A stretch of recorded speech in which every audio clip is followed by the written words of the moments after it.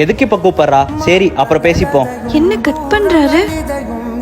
இந்த பொம்பளைகளே இப்படிதான், கட் பண்ணி விட்டாலும் மறக்கால கால் பண்ணிட்டே இருப்பாங்க. பிளாக் பண்ணி விடுறேன். என்ன பிஸின்னு வருது? பிளாக் பண்ணிட்டாரோ? சரி அவ எதுக்கு கூப்பிட்டான்னு பாப்போம். என்ன கால் கட் பண்ணி விடுறா? ஏமா கூப்பிட்டு இருந்த? திருப்பி போன் பண்ணா எடுக்க மாட்டியா? ஆமா, நான் கூப்பிட்டப்ப நீங்க எடுக்கல, அதனால நானும் எடுக்கல. நான் வேலையா இருந்தா அதனால எடுக்கல. உனக்கு என்ன? நானும் சமைச்சிட்டு இருந்தேன், எனக்கும் வேலை இருக்கு. எப்ப பார்த்தா ஏன்டி இப்படி அடமண்டா இருக்க?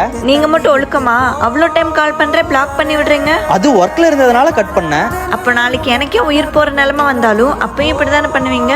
போன் எடுக்க வேணாங்க, அட்லீஸ்ட் ஒரு மெசேஜ் பண்ணிருக்கலாம், இல்லனா பண்ண மெசேஜுக்கு ரிப்ளையாச்சும் பண்ணிருக்கலாம்ல.